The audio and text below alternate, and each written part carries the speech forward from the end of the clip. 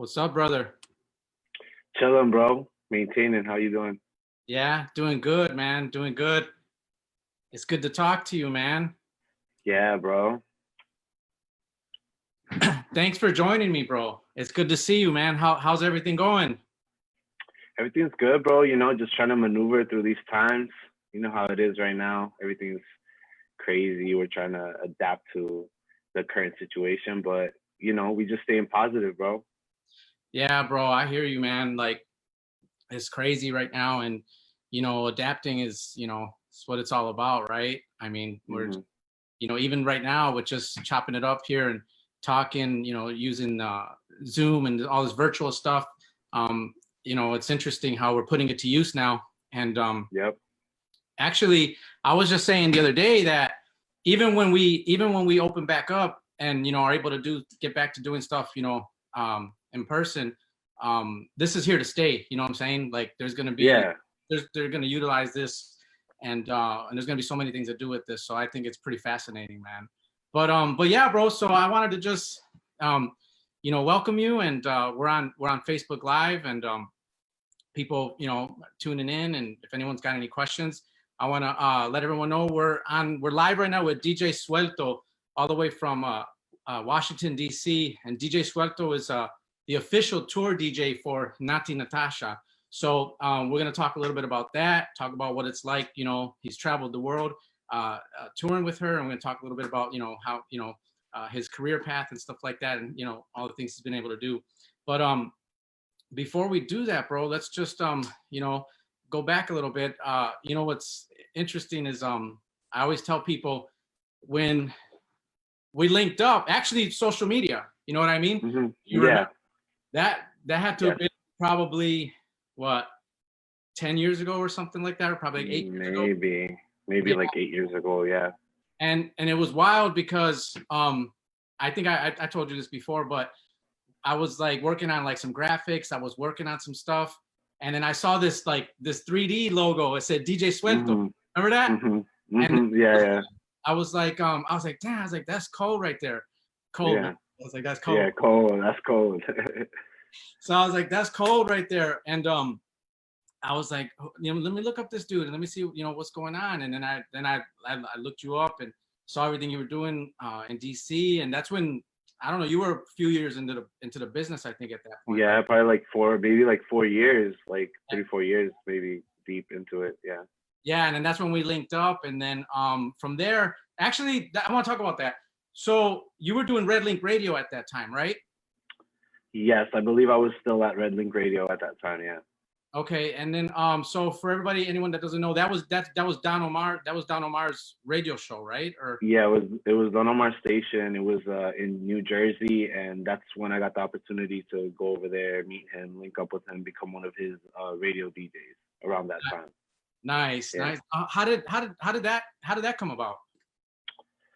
Man, it's crazy how it came about, and a lot of people don't even know. And when I tell them, like, they don't even believe me. But literally, I just remember that I was heavy into Twitter at that time, and I followed him. I was following him. I was always a big fan of his music, and then I saw that he had posted that he was doing a radio station and that he wanted DJs to submit mixes to him.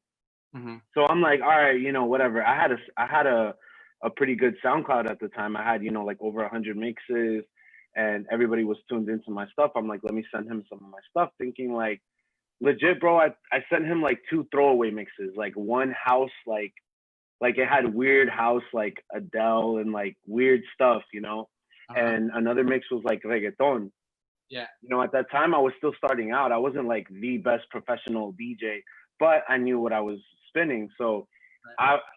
to be honest, I was not even gonna send the email. Like I saw the email and I was just like, I'm sorry, I saw the Twitter and I saw that he posted his email and I was like, I'm gonna send it. Should I send it? I just like sent the email. I'm like, I'm DJ Suelto, I'm doing my thing here in DC, Maryland, Virginia, and these are my mixes. And then, that's pretty much, I sent the email thinking like, okay, nothing's gonna happen. I remember I was going to a family party and I was literally like I literally typed up the email and I left it there. And then something just told me like, oh, send the email. And I sent it. And then I was still working at McDonald's at the time. Wow. I don't even think I was at a manager position yet. I think I was still like working. And How old were you at this time? to be honest, bro, I think I want to say I was like 20 maybe. Yeah. Like 20, like maybe 20 years old. Yeah. Like it was literally like 2 years after I really started DJing that I like, that opportunity came to me. Yeah. So, I was at McDonald's one day, like, I submitted it, a week passed by. I had forgotten about it. Like I had forgotten completely about it. I said, whatever, like it wasn't nothing serious to me. Cause I was like, oh my God, that's Don Omar. He's never going to read my email. You know what I'm saying? Like this is just things that you think. And then, boom, I saw a tweet and it was this guy that works with him. His name is Frankie Needles. He was like a host of The Roof back in the day. A lot of people which was the first television show to ever play any sort of reggaeton on live TV. And he was like Don Omar. He still to this day is Don Omar's like right hand man, like in everything that he does. Nice. So he sent me a message. He was like, "Oh, we loved your mix. We want you to be a part of Red Link Radio if you want to, blah, blah, blah." He's like, "Let me know you're gonna be part of, the fam." And I'm like, "Of course, but I'm over here thinking like, all right, this is probably like his." I'm still kind of skeptical because like, first of all, I'm like, all right, Frankie Needles, I haven't, heard about him in a minute. I didn't know his relationship with Don Omar at the time, that they were like really, really cool. So I'm just thinking like, okay, they're hyping me up. Like this is probably just a project that Don Omar was like, all right, whatever. But then I saw that Don Omar tweeted. Don Omar followed me actually. Don Omar followed me first. So I'm like literally at work, like not even supposed to be on my phone. I'm checking my Twitter and I look at my following and I'm like, oh, it's Don Omar. I'm like, what? I'm like, hold on, bro. Somebody's calling me. Sorry. So I saw on Twitter that he followed me. I'm like, what? Like I'm literally like, I like I'm in this moment like this is crazy. Like what? Like Not right there. I'm just like nervous. Like I'm in the moment. I'm like, what? Like anybody like let's say somebody's favorite artist, a big artist, international. You would never think And he's literally and then he followed me and then literally 15 to 20 minutes later, he tweeted about me and he said, okay, this DJ Suelto, and these were my throwaway mixes. Like these were not even like my me going in. Like this is just me like, oh my God, I saw the tweet. Let me grab whatever mixes I have on my laptop. I didn't even know I hadn't recorded mixes in like 6 months. They probably like, and he was like, oh, I liked your mixes, really, really good. He really liked the house mix. And he was like, I like the way you DJ electronic music and switch it to reggaeton. And he's like, like he had DM'd me and he's like, send me more mixes, bro. And I'm just like, I'm still not believing that. Right. You're still like in shock. That is him. I'm still thinking like, all right, like I'm like, damn, this is crazy. And my Twitter's going crazy. Like I get like 2,000 to 3,000 followers in like one, in like one day. And I'm just like, this is crazy. But that's pretty much how it went about. It was all with an email and just, they took the time to listen to the email and they liked what they heard and they, reached out to me. So that was pretty much how that came about.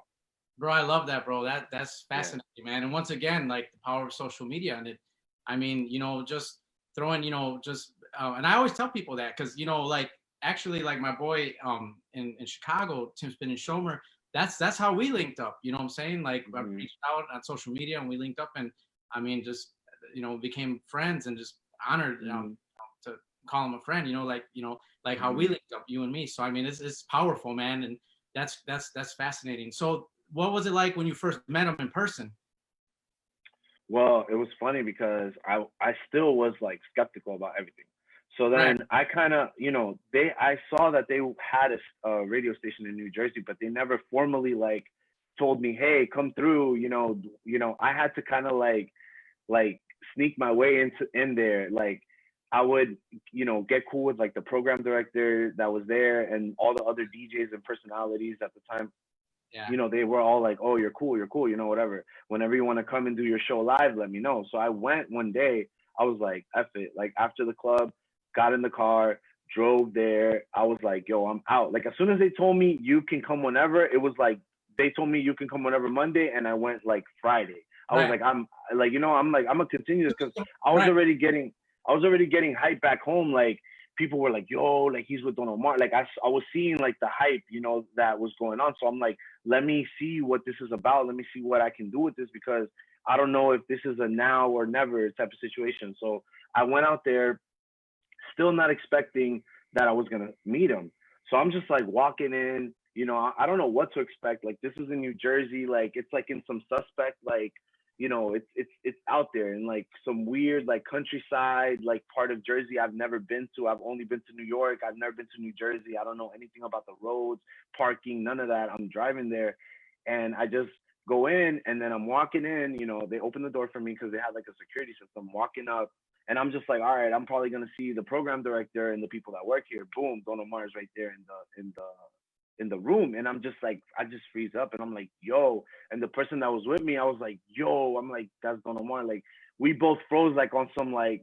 To be honest, I never like, you know, I mean, I had always gone to like concerts and stuff, but I never had met like a famous person like that. You know what I'm saying? Right. So it's like they dropped that, like that was on that type of level, you know, like Right. never, never, never. So I was just like starstruck, but at the same time, like I didn't even know like what to expect, and I'm like, I don't even know if I can look him in the eye. I don't even know if I can go up and shake his hand or say what's up. So I'm like nervous as hell. I'm like, I don't want to fuck this up. I don't want, you know, I don't know if he's gonna, you know, whatever.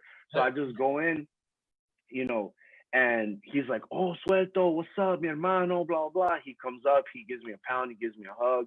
He's like, yo, whatever you need, like, you know what I'm saying? Your family, like, you're part of this now, like, whatever you need, just let us know, whatever. Like, he's just showing mad love. So I'm like, yo, this is crazy. I'm sitting there, like, I can't even believe this shit is going on. Like, I'm like on a cloud, you know, like, and then I still got to do my show. And then while I'm doing my show, like, you know, I'm there and I'm just like, whoa, this is crazy. You know, he's pouring out Black Label. He was sponsored at Black Label at the time. He's pulling it out. He's like, yo, you guys want to drink, blah, blah. You know, he has his own little section there where people can sit down and chill. Like he's got a studio. And then at the time, he was recording Meet the Orphans. He was recording like that whole Danza Kuduro. Like he was recording all of that. Like I was there when he was recording all of that. So that was just, it was just like I was there, bro, and like I did my show and he was there and he was tweeting me. He took a picture of me. He uploaded it on his Twitter. You know, he did like it was crazy. And then he had, you know, Natti Natasha under him. He had Psycho El Terror. He had DJ Luyan. He was working stuff with Pina Records at the time. He had Ziny Lennox. So all those artists saw that, you know, he was tweeting about me and they all followed me. They all were giving me that respect. So that's when I was like, wow, this is crazy. But that day, I mean, bro, I walked out of that studio and I drove right back home. I didn't even stay in Jersey. I literally like didn't sleep the next day, went there, did my show. And then on the way back, I was telling my friend, I'm like, yo, bro, like I could die right now. Like I already, you know, did something that I never even think I would ever do, you know, like ever, you know, like I legit chilled with Don Omar, ate, drank, whatever, you know, there with Don Omar. And, you know, I kept going back and that's how it was. Like, that's how he was always like that with me, like always showing love. Bro, man, that's a wonderful story, man. I Yeah. love that, man. That's amazing, dude. And I could just imagine like that feeling, like starstruck, and then, but at the same time, it's in a different level than just meeting someone famous. Like you're like you're saying, like, okay, I'm here. You know what I'm saying? Like I'm working and I'm here and I'm a part of this. You know, I'm part of something.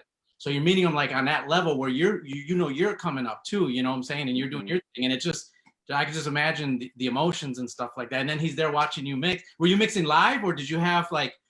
Yeah, I was mixing live. I was hosting, and I wasn't even, to be honest, I wasn't even a host at the time. I was scared to grab a mic, you know. Yeah. But at that moment, I'm like, yo, like I'm gonna have to tighten up and just do what I have to do, you know. And Just, like, you know, I did it. I got it done, and they were happy with what I was bringing to the table over there. Like my show, legit, I was there Monday through Friday, and my show was like the most like listened to show, which was at 12 o'clock. But that was because Don Omar always showed me that love. Like that tweet every day, faithfully, 12 p.m. Suelto's live.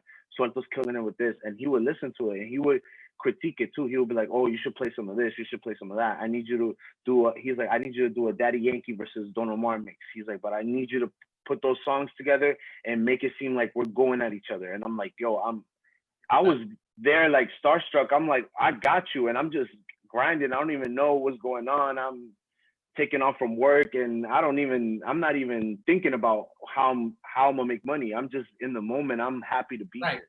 Right, You man. know? You have to, yeah. Yeah. I'm just happy to be in the room. I'm living the Yeah. moment.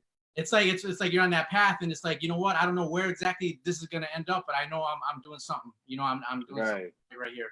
So then, now at that time, were you DJing in clubs and back in DC at that time? Yeah. I was already DJing in clubs. I was already in the DC. Like I was doing the whole, like that's where I started really.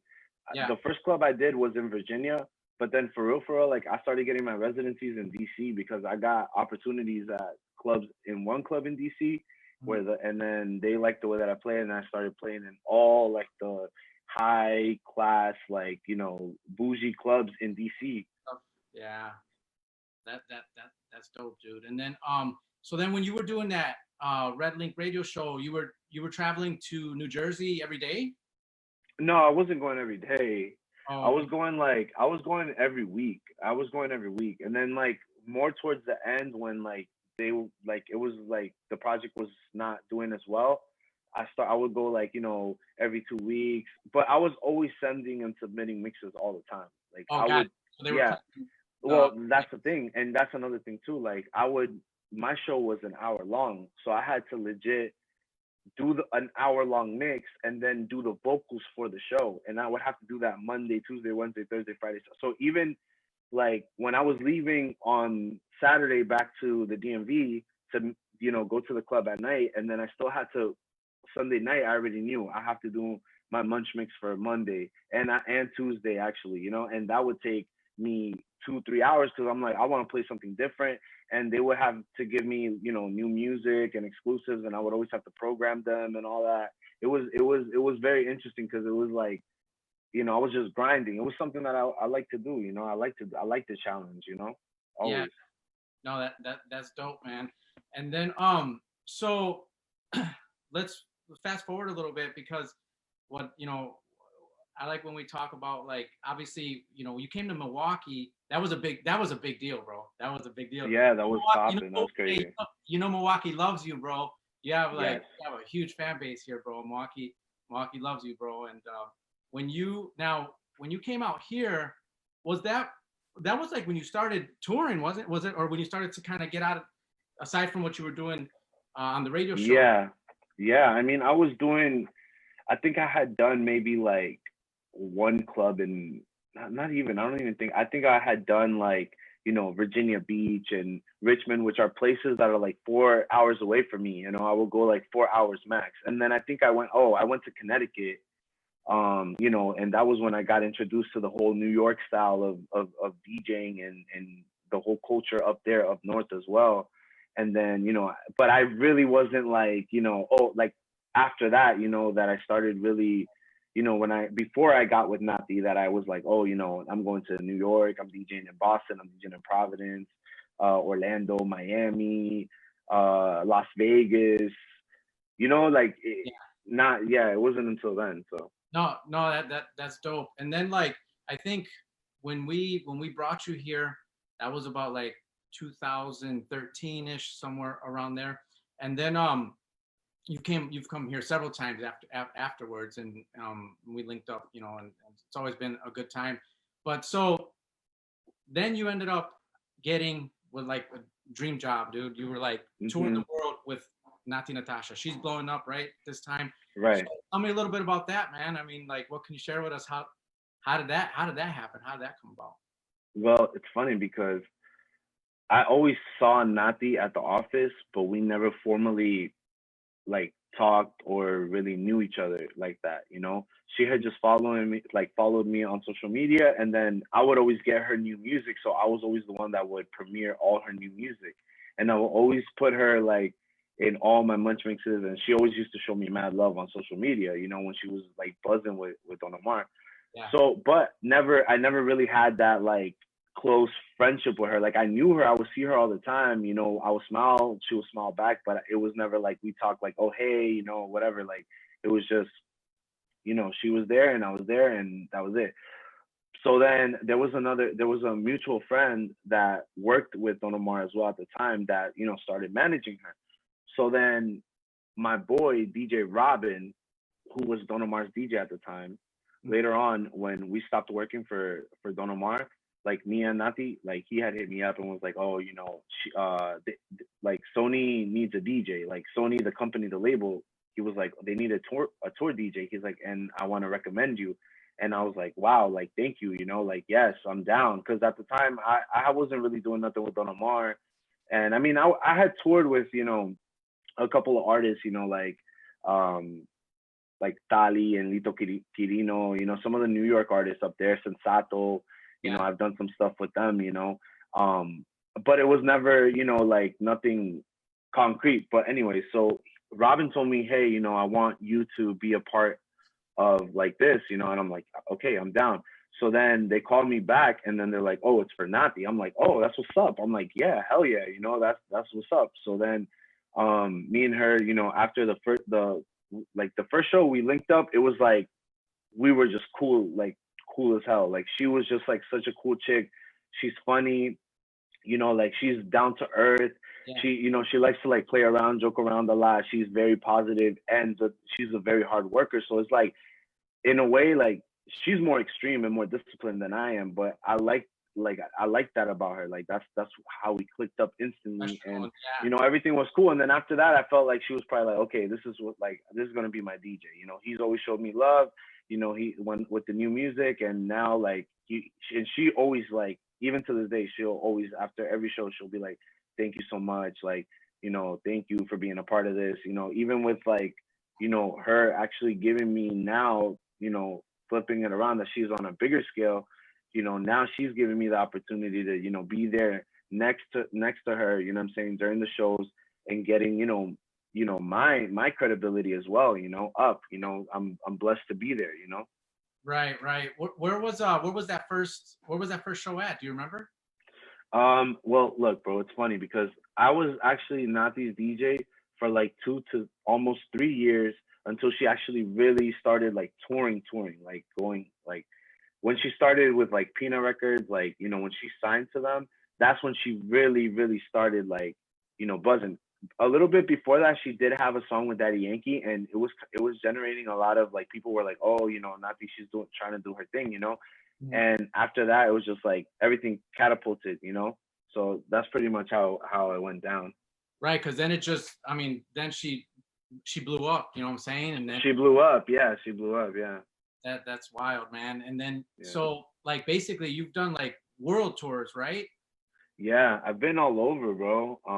You know, we've been all over Europe, South America, you know, Central America, you name it. We've been all over, you know. Yeah.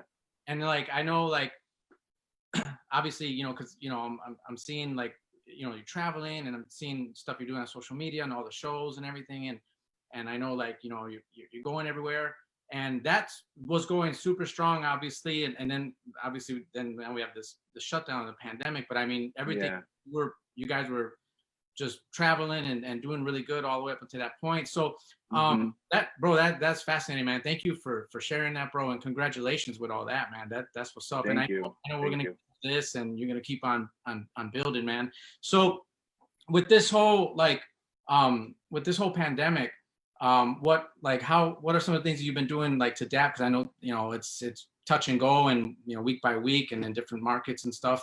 How have things been, man? How you been doing? Everything's good, bro. I've always been able to adapt to any situation.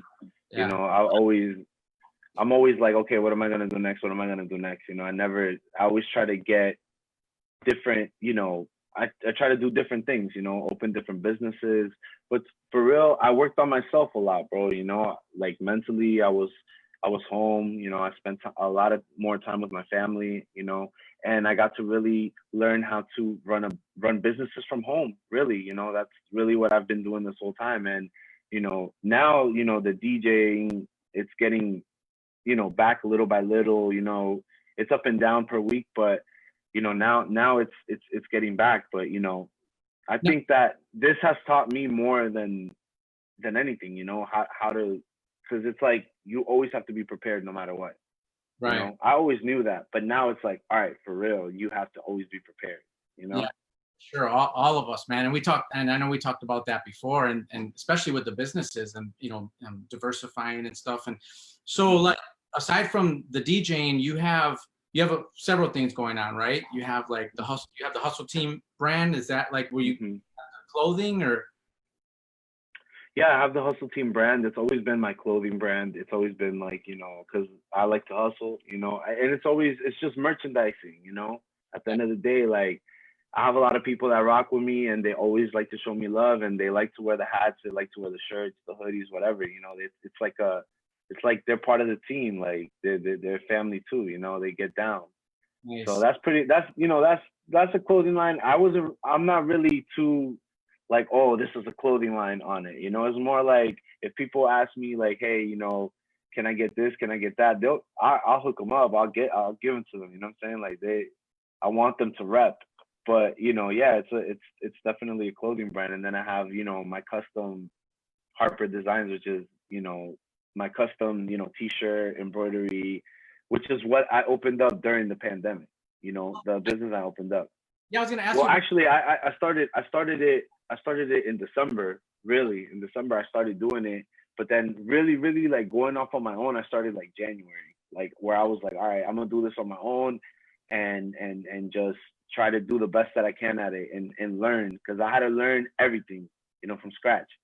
So and it was like the pandemic was about to hit, and it was like, oh man. But I was smart about the way that I moved, like from the get, since before this started. I was already organizing myself, getting myself in a position to advance everything, my career, my everything. Right. No, you're a true entrepreneur, man. So I saw Harper Design. I saw the social media for that. I wasn't sure. That's your thing then, the Harper yes. Design. And what does the name mean? How did that come about? I'm just curious. To be honest, bro, like I always been like, oh, I want to have like 2 businesses with my kids' names, like or any businesses. So I was like, all right, I'm not gonna name it. My daughter's name is Aaliyah Harper. So I'm like, all right, let me put the middle name. It might not be like the most, printable, whatever graphics type of name, but it means something to me, and at the end of the day, that's not what it's about. It's about, what clients you have and who rocks with you, and the name is whatever, you can name it whatever. Right. But I think that's dope, dude. That's perfect. Yeah. Thanks for sharing that. Yeah. So you have the design work now. Is that like graphic design, or is that like printing like shirts and hats, or like what do you do? What do you specialize in with that? I do a little bit of everything, bro. I'm kind of like you basically come to me for the work, whatever you need. You need t-shirts printed, I got you. You need hats, I got you. You need hoodies, you need graphics, you need a logo, you need business cards. Basically, I'm like Staples on steroids, basically. Yeah, that's what I'm saying. And I give it to you at a good price, So that's what I like. I always did Hustle Team from the beginning. I always liked promotion. I always wanted people to know who I was. Like I always wanted people to, like I always like to promote myself. Even though I'm shy, I like to promote myself, because I feel like that's the only way that you'll really do something with this DJ thing, is promoting yourself, and then taking your people that you follow you and really rock with you, and you've always given back to them and they've given back to you, and then you have businesses and they support your businesses. For sure, bro. That's what's up, man. And it's so true. With the I know I was like looking on some of your social media. I mean, you've been able to build a really good following. You have like about 15,000 plus on Instagram, and then I think on your Facebook you've got like what 6,000-7,000, some 6. I got like 7K on one page, and I think I got like 6 on another. Nice. And then Twitter. So I mean, so that's that's a really nice following. Remember when we Suelto and I, we linked up in Vegas? Remember? Oh yeah. Remember we went to you joined when went to the Mike Ferry retreat. Did you like that? Yeah, it was dope. It was definitely dope. Yeah. That was tight. I remember when we were meeting some of the agents there, and then like there's like all these top producing realtors there. I mean, closing massive mega business. Yeah. And we're talking, and then like when we met Don from DC, remember when we met him? And then he was like, I was like, hey, I was like, it's my boy DJ Suelto. And then he was, because a lot of realtors are new to this like social media stuff with like building their following. Not like the young Yeah. know how to do it, but a lot of like the older realtors, it's like myself, like it's a learning curve. And I remember like right away his reaction. He's like pulled up your Instagram, it's 15,000. He's like, oh man, he's like, that's what's up. Like because a lot of these realtors, they're doing so much business, but if you look at their page, a lot of times they're barely building 300, 500, 1,000, like hitting 1,000 followers. Yeah, no, yeah, for sure. I have to. That's one of the things that I gotta really work on, man. It's like promoting on social media, which I guess is kind of something like this. But so all right, bro, that's super cool, man. And so I don't want take too much of your time. I thank you, bro, for for tuning, joining me and talking about yourself and putting got an audience here that's listening to us, and I just want to thank you, bro. It means a lot to me, man. Actually, this is my first live ever, first going live, and I could not think of like anybody better to do it with, man. It's like to do it with Suelto. That's what's up, man. I'm like I love seeing your success, and I'm proud of everything that you're doing, bro, because you're kicking in doors, bro. You're opening up, you're breaking down barriers. And bro, that's what's up, man. And just keep doing what you're doing. We always stay in touch. We, be looking to have you come back to Milwaukee soon, man, once all this stuff. Definitely soon. Yeah, definitely, man. We were supposed to be out there like a week ago, I think, and it got canceled. But it's all good, man. You were gonna be in Milwaukee or in Chicago? Yes, in Milwaukee, yeah. Nice. Was that part of that was when the tour was planned, or what was that? That was what the last time I was out there, it was already scheduled. Oh, okay. So cool. it was crazy. Literally, to be honest, it was I literally it was still going on. Like it was that last week where people were like not taking seriously, like because Trump had said that it was a hoax. So everybody was like, oh, it's a hoax. It's whatever. They trying to scare us. Yeah. I was out there, in Chicago and in Milwaukee. That's right. Yeah, you were. That was when was that? That was like February. Yeah, and I remember like even the like everyone at the time was like, oh, like whoever was wearing a mask was basically like exaggerating. Yeah. So I was there. I didn't wear a mask. I was at the airport, and when I saw people with masks, like basically people thought that people that had masks were sick, when in reality they were trying not to get sick. So it was just creepy. Yeah. It was like right before that. That was the last time I think I traveled.